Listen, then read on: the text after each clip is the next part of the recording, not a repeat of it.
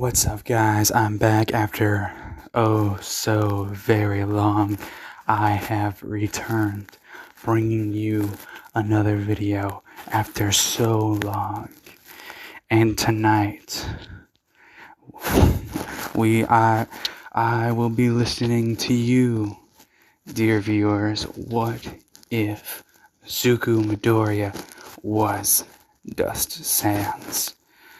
And now that all the basics intro is out of the way, let's jump right into the story. It's been a long fight against the villains, thought Deku to himself as he patrolled the barren, torn down streets of Japan.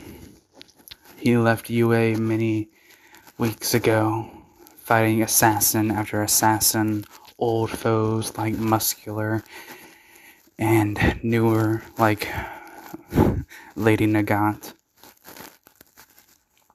And he is so tired. He has been fighting ragged, barely sleeping. Fight after fight, villain after villain, hired hitmen and assassins and random thugs sent to him by All For One to put him down or capture him alive to bring him before the symbol of evil so he can take one for all for himself. Deku barely sleeps anymore, always keeping an eye open at night, making sure no one can ever sneak up on him, so they cannot get the drop on him. Sleepless nights, day after day, night after night, patrol after patrol. He's so tired of everything, of this burden of one for all, of all the villains he has to defeat and will defeat in the future. He's so tired of having to leave everyone he's known and cared about behind so he could protect them from All For One and his threat. He's so tired. What Zuko didn't know was one for all and All For One. While All For One did create one for all with the power of his quirk, the very nature of All For One and One For All are so intricately linked, with the vestiges whispering in his ears night after night to keep on fighting and pushing, but also for him to rest and be ready. Midoriya is torn between his fight and his humanity. What he did not know is that, given the very nature of what One For All was, a stockpiling quirk, being able to be transferred throughout the ages, carrying vestiges and powers unknown. Though what he did not know back then, all those so many years ago, when All For One gave his younger brother the stockpiling quirk that would become One For All, he All For One did not know that he himself gave some of his power along with that stockpiling quirk. The quirk, using its ability of stockpiling, taking a vestige of All For One's power, the ability to take quirks, though it was not the full thing, unlike the other vestiges, which held One For All in their, unlike the past users, who held One For All for time at a time. All For One did not willingly pass on the stockpiling quirk that would become One For All, so he did not give a full vestige at least, of All For One. But what Zuko Midoriya does not know, but that vestige does live very deep in One For All, the ability to take quirks. Though it is weaker, he could not physically take them from a living subject, though he does not know this yet. one would have to slay the other to take the quirk from them. So, Zuko Midoriya, while unaware of this, continues patrolling, and he is so tired. So when he is out patrolling that night, and when he is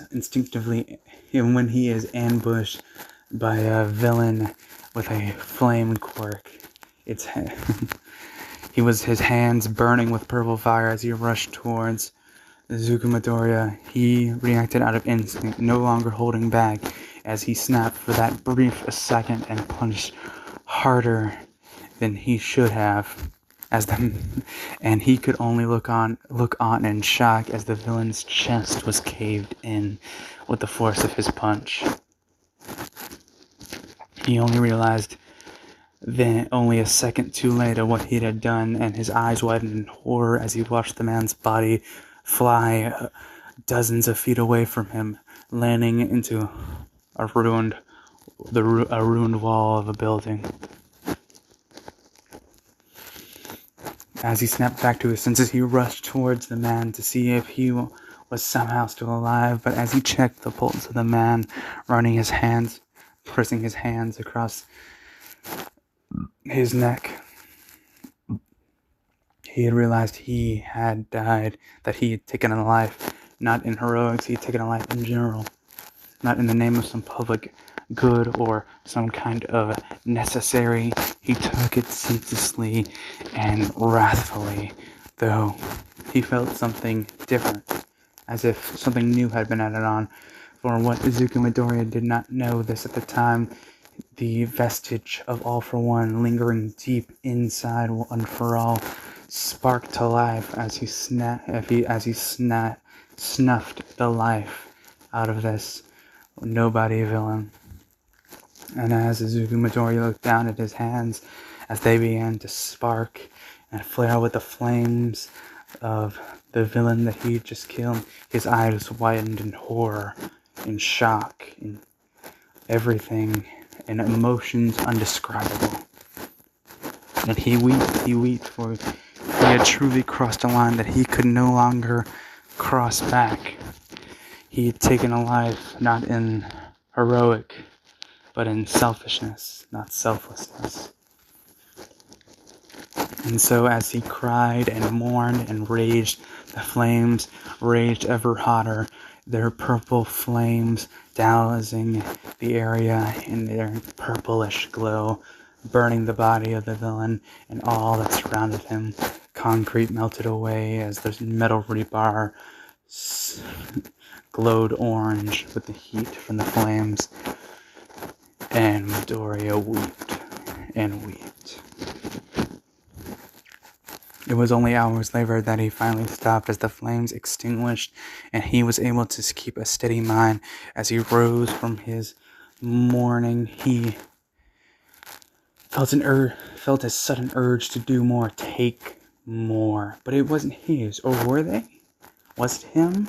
Or was it that vestige of All For One that he knew not was lingering inside him, urging him to slay more, to take more, to gain more power, whispering him in silent words that if he could take more, if he slew more, he could have the power to save anyone and everyone he needed. He would finally be able to take All For One and destroy him, saving all of Japan and the world, cleansing it of All For One's blight and Shigaraki's wrath. And Zuko Midoriya was so tired, so he listened to that voice, even as the other vestiges of One For All cried out for him to not, as they tried to battle against the All For One's vestige inside of Zuko Midoriya. As they fought so hard, but they could not hold back the burning flame of greed and evil that was this All For One vestige. And Zuko Midoriya in that moment snapped in a way He had broken in a way he did not know he could break, not in a physical way, but in a mental way, in a disregard of life. A new goal settled in his broken mind, the goal to defeat All For One at any cost, even if that means the lives of others, be they hero or villain. He would make himself a monster so he could stand against the monsters, because if he was the only one that could do this, he was the only one who had the will and the power to take the stand, to become the darkness, to beat back the dark. For he would become something more than a hero. He realized in that moment that only a monster of their equality could beat back a monster such as All For One and Shigaraki. So he steeled his mind, blocking out the other voices of the vestiges of the past One For All users, and he went out on a conquest, a stealing spree, a slaughter of innocents and guilty, be they fellow assassins. One wielded a trident made of energy, his quirk allowing him to conjure this trident that produced energy unimaginable. Deku ambushed him before he even realized what was happening. A swift punch to the back was able to incapacitate him enough for him to be burned in the flames of this monster, this hero turned monster. Another quirk, another power, another weapon to use against All For One. Another he found, when being able to sprout bones from the ground and conjure them from midair. Being able to form constructs of this bone-like substance. It was a hard fight. He fought ferociously, the quirk user, sprouting bone traps and firing a barrage of them. He even summoned dragon skull-like constructs, firing blasts of energy towards Midoriya. But though with his enhanced speed, with One For All boosting his speed, and the mix of the other quirks mixing Float and Gear Shift and Fajin and Black Whip and his trident in hand, he skewered the hero on his trident, taking his quirk for himself, and now he wielded sharp bones along with his fire and trident and Gear Shift and Fajin and Black Whip and every other quirk in One For All, and those he would come to collect. Corpse after corpse, he piled them high, gaining quirk after quirk. Earth manipulation, pain resistance, emotion suppression. He used that one often. Healing factor, minor ones, nothing too dangerous, nothing too powerful, but enough to keep him going. Energy replacement, energy invigoration, the ability to take energy from others to restore his own. He piled bodies high and burned them in purple fire, and he hollowed his heart out to become nothing but a weapon, a beast to beat back the monsters, a darkness that could even shadow All For One's, an abyss to swallow All For One's darkness whole. And though he did not notice at the time, for he had not looked himself in the mirror for oh so long, his eyes turned from their natural green to a crimson red, to reflect the standing of All For One in his body. And that is where we will leave you off tonight, dear viewers. Do remember, we will be continuing this one, for I am returned, and I will continue my work. Do remember, dear viewers, to like, comment, and subscribe, and I will see you guys next time.